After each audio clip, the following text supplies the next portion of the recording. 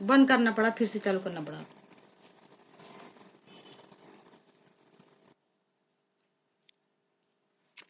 हाय दोस्तों, स्टडी ज्ञान दर्शन में आपका स्वागत है। क्लास 10th एनसीईआरटी हिंदी आज हम करेंगे, जो कि बहुत ही इंपॉर्टेंट एमसीक्यू क्वेश्चन है और सूरदास और व्याकरण और तुलसीदास के क्वेश्चन आंसर इसमें है और टोटल क्वेश्चन जो है 50 है। तो चलिए शुरू करते हैं। पहला प्रश्न है स्क्रीन पे, उद्धव किसकी संगति में रहकर भी प्रेम से अछूते रहे हैं? इसमें है कृष्ण की, गोपियों की, मित्र की, इनमें से कोई नहीं। उद्धव जो हमेशा कृष्ण के साथ रहते थे लेकिन फिर भी उनके प्रेम को वह समझ नहीं सके। तो आपका ये पहला उत्तर होगा। गोपियां किसके प्रेम से आसक्त हो गई हैं? उद्धव प्रेम, कृष्ण प्रेम, संगीत प्रेम, इनमें से कोई नहीं। तो इसका होगा कृष्ण प्रेम। कृष्ण प्रेम से वो आसक्त हो गई थी क्योंकि कृष्ण का प्रेम उनसे दूर चला जा रहा था और वो कृष्ण से बहुत प्रेम करती थी। उनके बिना वह रहना बिल्कुल भी नहीं चाहती थी। प्रश्न 3 है, गोपियां कृष्ण के प्रति कैसी भावना रखती हैं? द्वेष की, क्रोध की, प्रेम की, घृणा की? गोपियां जो है कृष्ण से सदैव प्रेम करती थी और प्रेम की ही भावना वह रखती भी हैं। प्रश्न 4 है, गोपियां स्वयं को क्या समझती हैं? डरपोक, निर्बल, अबला, साहसी? वह हमेशा अपने आप को अबला ही समझती हैं क्योंकि कृष्ण उनके साथ नहीं है और ये अबला का प्रयोग आपकी पंक्तियों में भी किया गया है। गोपियां जो है, गोपियों को अकेला छोड़कर कृष्ण कहाँ चले गए थे? ब्रज, द्वारका में, मथुरा, वृंदावन? तो मथुरा चले गए थे। मथुरा ऑप्शन होगा। कृष्ण का योग संदेश कौन लेकर आए थे? उद्धव, बलराम, सेवक, इनमें से कोई नहीं। कृष्ण का योग संदेश जो है वह गोपियों को लेकर आए थे उद्धव। अगला है 7, उद्धव के व्यवहार की तुलना किसके पत्ते से की गई है? ये भी पंक्तियों में दिया गया है। पीपल के, कमल के, केला के, नीम के? ये तो कमल के पत्ते से उनकी तुलना की गई है। 8वां है, कृष्ण की संगति में रहकर भी कौन उनके प्रेम से अछूते हैं? कृष्ण के साथ रहते हैं फिर भी उनका प्रेम वह समझ नहीं पाते हैं। उद्धव, गोपियां, राधा, इनमें से कोई नहीं। उद्धव है वो हमेशा रहते हैं लेकिन इसके बावजूद भी वह उनके प्रेम को वह समझ नहीं पाते हैं। 9वां है, इनमें से किस पक्षी की तुलना गोपियों से की गई है? कोयल, मोर, हारिल, चकोर?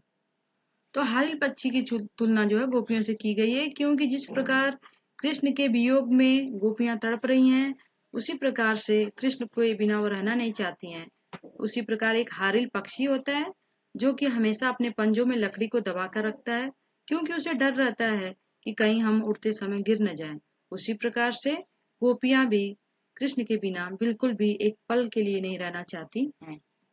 10 है, कृष्ण के आने की प्रतीक्षा किसे है? भक्तों को, उद्धव को, गोपियों को, यशोदा को? तो गोपियां जो है वह कृष्ण की प्रतीक्षा करती हैं। निम्नलिखित में से कौन सा कर्तृवाच्य है? यहाँ पे कर्मवाच्य होगा। कर्म, कर्म वाच्य। लड़का पत्र लिखता है, राजा ने न्याय किया, उसने गाना गाया, गाया नहीं जाता, मोहन के द्वारा पत्र लिखा जाता है। तो इसमें बताना है कि कर्मवाच्य। प्रश्न जो 11 है, 11 का जो उत्तर होगा वह घ है। मोहन के द्वारा पत्र लिखा जाता है। मोहन के द्वारा पत्र लिखा जाता है। यहाँ द्वारा का प्रयोग जो है वह कर्मवाच्य में होता है तो इसीलिए उत्तर घ होगा। वाच्य के कितने प्रकार होते हैं? वाच्य कितने प्रकार के होते हैं? वह 3 प्रकार के होते हैं। कर्तृवाच्य, कर्मवाच्य और भाववाच्य। 3 होते हैं, कर्तृवाच्य, कर्मवाच्य और भाववाच्य। प्रश्न 13 है, इनमें से कौन सा कर्तृवाच्य है? सीता से चला नहीं जाता है भाववाच्य, उसे गीत गाया नहीं जाता, गीता द्वारा अच्छी कहानियां सुनाई गई, द्वारा का प्रयोग है, ये कर्मवाच्य। मैंने एक पुस्तक लिखी जो सबको पसंद आई है, तो ये हो जाएगा कर्तृवाच्य। बच्चा रोता है, भाववाच्य में बदलिए। बच्चा रोता है, बच्चा द्वारा रोया जाता है, बच्चे से रोया जाता है, बच्चे रोते हैं, इनमें से सभी। तो प्रश्न 14 जो है घ है, बच्चे से रोया जाता है, बच्चे से रोया जाता है क्योंकि ये भाववाच्य हो गया और ये कर्मवाच्य हो गया। कर्मवाच्य की पहचान किस शब्द से होती है? कर्मवाच्य की पहचान के लिए को, ने, द्वारा, द्वारा हम लगाकर किसी भी वाक्य को बनाते हैं, इसीलिए यह कर्मवाची की पहचान द्वारा से ही होता है। 16 आप ऑफिस जाएंगे या पार्क वाक्य संबंधित है, मतलब बताना है कि ये वाक्य किससे संबंधित है, क्योंकि यहाँ पे या लगा हुआ है। तो संयुक्त वाक्य, सरल वाक्य, मिश्र वाक्य, उपवाक्य। तो 16 का जो प्रश्न उत्तर होगा वह संयुक्त है। संयुक्त, संयुक्त का मतलब है आप ऑफिस जाएंगे या पार्क, यहाँ पे दो है, दो को जोड़ा गया है जो कि संयुक्त वाक्य, और या ये सब लगा के हम संयुक्त वाक्य बनाते हैं। अगला है, जैसे ही गार्ड ने 16 का हो गया तो 16 का संयुक्त ही होगा। 17 है, जैसे ही गार्ड ने हरी झंडी दिखाई गाड़ी चल दी। वाक्य भेद है, सरल वाक्य, संयुक्त वाक्य, मिश्र वाक्य, देशज वाक्य। 17 का है मिश्र वाक्य है। 17 का मिश्र वाक्य, आप मिश्र वाक्य क्यों होगा, क्योंकि यहाँ पे जैसे, ज्यों, त्यों, जो, की का प्रयोग जब किया जाता है तो वह हमेशा मिश्र वाक्य होता है। जैसे, जो, त्यों, की का प्रयोग होने पे मिश्र वाक्य ही होता है। 18 विवाह में राम, मोहन और हम जाएंगे। 18 का जो इसमें है वह है संयुक्त, सरल, संयुक्त, मिश्र वाक्य। तो विवाह में राम, और यहाँ पे और लगा है, ध्यान देना है। संयुक्त में जब भी और का प्रयोग होता है, और मिश्र में जो होता है वह ज्यों, त्यों, जैसे, ज्यों और की का प्रयोग होता है। तो यहाँ पे और लगाकर किसी वाक्य को बनाया जा सकता है। जैसे, पिताजी आप चाय पियेंगे या कॉफी, या पिताजी विवाह में जाएंगे, या फिर और, तो और लगा के कोई भी सेंटेंस बना सकते हैं। आगे है, तो इसका जो है उत्तर है 18 का जो उत्तर है वह है संयुक्त। संयुक्त क्योंकि यहाँ पे और लगा हुआ है, और से बनाया गया है। गिलास नीचे गिरा और टूट गया, संयुक्त वाक्य में बदलना है। गिलास नीचे गिरा और टूट गया। गिलास नीचे गिरा और टूट गया, गिलास टूट गया। जैसे ही गिलास नीचे गिरा वह टूट गया, गिलास नीचे गिरते ही टूट गया। यहाँ पे गया होगा, गया। तो इसमें जो है 19 का जो है वो संयुक्त होगा। संयुक्त, संयुक्त वाक्य, संयुक्त में 19 में जो है वो ख होगा, गिलास टूट गया। संयुक्त में ये नहीं होगा, आपको संयुक्त में मैं बताती हूँ, इसमें दिया है गिलास नीचे गिरा और टूट गया। संयुक्त में जब भी और का प्रयोग होता है तो उस चीज को हमेशा ध्यान देना है कि जब और का प्रयोग होता है तभी वह बिल्कुल भी संयुक्त वाक्य में बदल जाता है। तो इसमें जो है और है, और इसमें लगाया गया है, किसमें है, जिसमें और लगा है वही आपका उत्तर सही होगा। गिलास नीचे गिरा और टूट गया। अगला है, रचना की दृष्टि से वाक्य के कितने भेद होते हैं। तो रचना की दृष्टि से वाक्य के 3 भेद होते हैं, सरल वाक्य, संयुक्त वाक्य, मिश्र वाक्य। और अगर वाच्य पूछता है तो वाच्य भी 3 होते हैं, सरल, संयुक्त, मिश्र। वाच्य, वाच्य 3 होते हैं, कर्तृवाच्य, कर्मवाच्य, भाववाच्य होते हैं, 3 होते हैं। और वाक्य, सरल, संयुक्त, मिश्र 3 होते हैं, ये भी 3 ही होते हैं। तो 3 जो होते हैं वाक्य, सरल वाक्य, संयुक्त वाक्य और मिश्र वाक्य। अब इसमें रस पढ़ेंगे हम। हास्य रस का स्थायी भाव है। हास्य रस का स्थायी भाव है। हास्य का मतलब ये होता है हास, हंसी, क्रोध, हास, रति, शोक। हास्य मतलब हंसी। अगला है इसमें, रति स्थायी भाव किस रस का है। रति जो है वह हास्य, शांत, श्रृंगार, वीर का है। तो इसमें जो 22 है इसका होगा श्रृंगार, क्योंकि श्रृंगार रस को रसों का राजा भी कहा जाता है। रसों का राजा भी श्रृंगार रस को कहा जाता है। अगला है, करुण रस का स्थायी भाव है रति, शोक, निर्वेद, वत्सलता। तो करुण का जो होता है, करुण का 23 नंबर जो है वह है शोक, क्योंकि करुण का मतलब ही होता है करुणा। करुणा मतलब दुख, दुख मतलब शोक। तो इसका करुण का जो होगा वह शोक होगा। वीर रस का इनमें से कौन सा भेद नहीं है। दानवीर होता है, धर्मवीर भी होता है। यहाँ पे युद्ध रहेगा, युद्ध, युद्ध वीर भी होता है। ये क्रोध वीर जो है ये नहीं होता है, ये उत्तर होगा इसका। 24 इसके बाद 25 है, संचारी भावों की संख्या कितनी होती है। 32, 33, 34, 35। संचारी भावों की संख्या जो होती है वह 33 होती है, जो हमारे मन में, हमारे अंदर स्थिर होते हैं। लेकिन अगर पूछ दिया जाए कि रसों की संख्या कितनी होती है तो रसों की संख्या 9 मानी जाती है। लेकिन कुछ विद्वानों के अनुसार रसों की संख्या 11 भी मानी गई है। और जो दो और जोड़ दिया गया है वह है भक्ति रस और वात्सल्य रस। 26 है। अब इसमें करेंगे हम अगला प्रश्न जो है 26। तो चलिए इसको करते हैं। 26 में है, परशुराम ने किसके प्रेम के कारण लक्ष्मण का वध नहीं किया। इसमें है शिव के, राम के, मित्र के, विश्वामित्र के। परशुराम ने किसके प्रेम के कारण लक्ष्मण का वध नहीं किया। इसमें होगा शिव होगा, शिव के, क्योंकि वो शिव के बहुत बड़े भक्त थे और शिव के भक्त होने की वजह से वह किसी को मारना नहीं चाहते थे। क्योंकि इसमें देखिए, इसमें परशुराम ने किसके प्रेम के कारण लक्ष्मण का वध नहीं किया, शिव के, राम के, पिता के, विश्वामित्र के।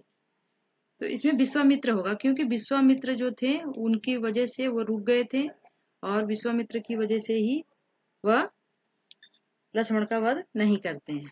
अगला है, परशुराम का स्वभाव कैसा था। परशुराम का उदारशील, क्रोधी, चंचल। उनका जो स्वभाव था वो बहुत ज्यादा क्रोधी स्वभाव था, बहुत ही गुस्से वाले थे वो। प्रश्न अगला है, सहस्त्रबाहु की भुजाओं को किसने काट डाला था। लक्ष्मण ने, परशुराम ने, विष्णु ने, शिव ने। तो सहस्त्रबाहु की भुजाओं को जो है वह परशुराम ने काटा था।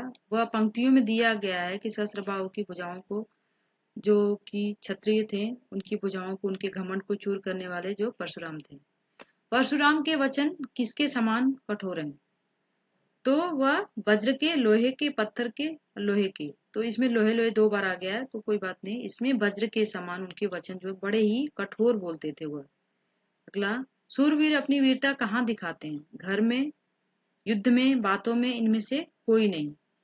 तो यह जो है, यह बात जो कहते हैं वह लक्ष्मण ही कहते हैं परशुराम को कि सूरवीर जो होते हैं, जो योद्धा होते हैं, वह हमेशा युद्ध में अपनी वीरता को दिखाते हैं, न कि किसी के घर में, न किसी के महल में। अगला प्रश्न है 31 है, बाल गोविंद के गीतों में कौन सा भाव व्यक्त होता है। प्रभु मिलन का, देशभक्ति का, वियोग का, इनमें से कोई कोई नहीं ऐसा। तो इसमें बाल गोविंद भगत के प्रभु मिलन का, देशभक्ति का, वियोग का, इनमें से कोई नहीं है। तो प्रभु मिलन का होगा। प्रभु मिलन का वो करते थे हमेशा, प्रभु के मिलन। अगला, बाल गोविंद के गीतों को सुनकर वहां उपस्थित सभी लोग क्या करते थे। उठकर चले जाते थे, झूम उठते थे, साथ में गाने लगते थे, साथ में सभी लोग साथ में झूमने लगते थे, सभी लोग साथ में गाने लगते थे। भगत जी की बहू उन्हें छोड़कर क्यों नहीं जाना चाहती थी। सामाजिक मर्यादा के कारण, संपत्ति के लोभ में, पति से प्यार होने के कारण, ससुर की चिंता के कारण। तो इसमें होगा ससुर की चिंता के कारण जो था वह बिल्कुल उनको छोड़ना नहीं चाहती थी। क्योंकि जो बाल गोविंद भगत के बेटे की मृत्यु हो जाती है और मृत्यु होने की वजह से बाल गोविंद भगत अकेले हो जाते हैं। इसकी वजह से वो सोचती है कि इन्हें पानी और भोजन कौन देगा, बुढ़ापा में इनको कौन देखेगा, इसलिए नहीं जाना चाहती थी। लेकिन इसके बाद भी बाल गोविंद भगत उसे भेज देते हैं उसके मायके, ताकि वह दूसरा विवाह कर ले और अपना जीवन बसा ले। बाल गोविंद का व्यवसाय क्या था। खेती, दुकानदारी, पुस्तक विक्रेता, इनमें से कोई नहीं। वो खेती बाड़ी करते थे और खेती बाड़ी में से जो कुछ भी बचता था वो कबीर पंथी में देते थे और कबीर पंथी में जो प्रसाद के रूप में मिलता था उसे वह अपने घर लाकर उसी से अपना जीवन यापन करते थे। भगत जी भजन गाते समय क्या बजाया करते थे। ढोल, डपली, गिटार, खंजड़ी। वो खंजड़ी हमेशा जो है वो हमेशा खंजड़ी बजाते थे। उन्हें खंजड़ी बजाना और गीत गाना ये सब बहुत अच्छा लगता था। और जब वो गाते थे तो लोग झूम उठते थे, नाचने लगते थे और मद मस्त होकर खंजड़ी बजाते रहते थे। भादों की रात कैसी होती है। भादों की रात जो होती है वह एकदम अंधेरी रात होती है। चांदनी अंधेरी, सुस्त उजली अंधेरी रात होती है। उसी अंधेरी रात में वह बहुत अच्छा गाते थे। लक्ष्मण का यह कथन, एक फूंक से पहाड़ उड़ाना, परशुराम के किस गुण को दर्शाता है। योद्धा, कायर, साहसी, मूर्खता। तो इसमें जो है वह दिया है कि वह उन बताने की कोशिश की गई है कि किस प्रकार से उनके गुस्से को, उनके क्रोध को कायर के रूप में कहा गया है कि मतलब ये तो वही बजाते हैं जो कि कायर होते हैं, ऐसा कहा गया है। यह बात लक्ष्मण कहते हैं परशुराम से। तो कायर लोग जो होते हैं वही बड़ी बड़ी बातें करते हैं, बल्कि ऐसे लोगों को बड़ी बड़ी बातें नहीं करना चाहिए, बल्कि युद्ध में जाकर उन्हें युद्ध करना चाहिए।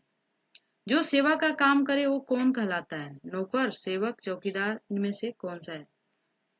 ये सेवक है। किसके कहने पर परशुराम ने अपनी माता का वध कर दिया था? गुरु के, पिता के, प्रेयसी के?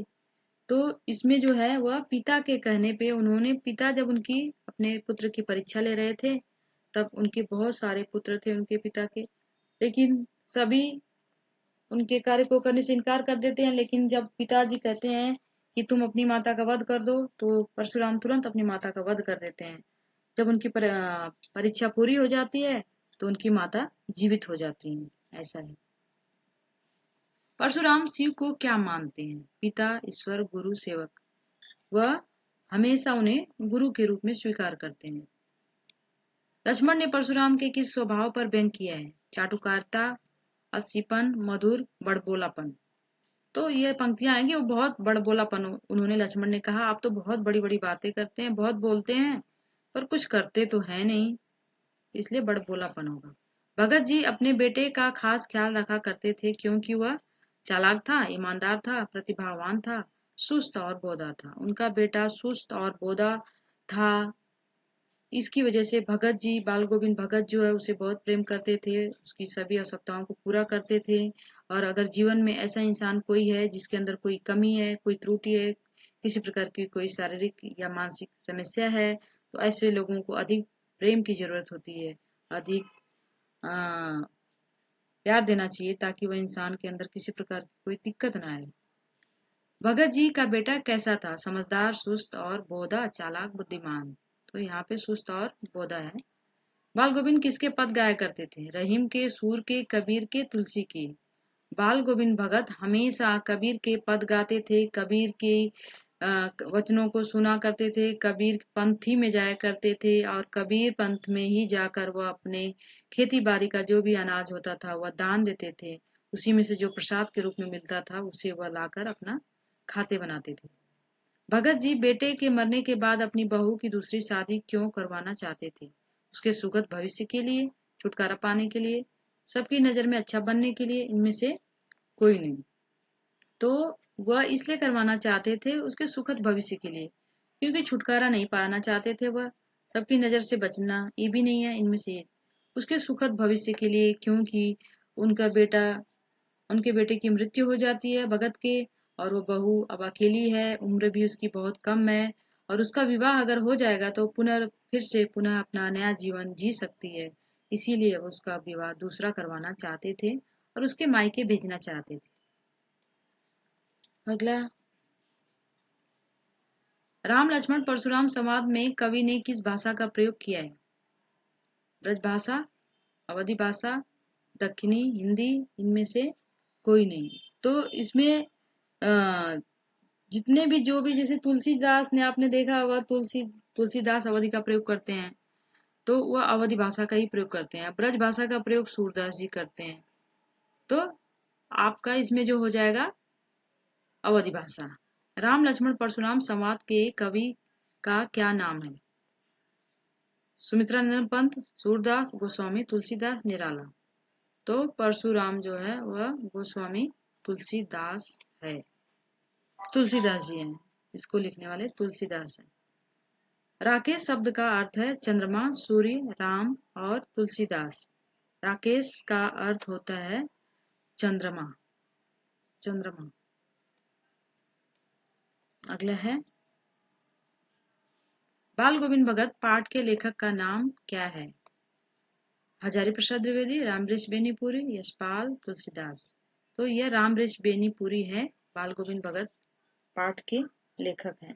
आपको हर पाठ के लेखक याद होने चाहिए, हर जितने भी कहानियां हैं उनके लेखक याद होने चाहिए, जितने भी कविताएं उनके कवियों के नाम याद होना चाहिए, क्योंकि कहीं से भी किसी भी कवि का, किसी भी लेखक के बारे में उनके नाम को पूछ सकता है।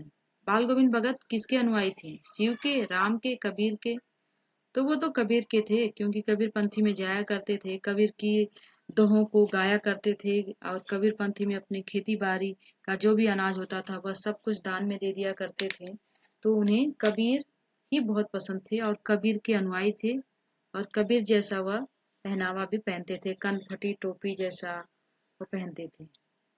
तो आपके 50 प्रश्न पूरा हो गए, जो बहुत ही इंपॉर्टेंट प्रश्न है।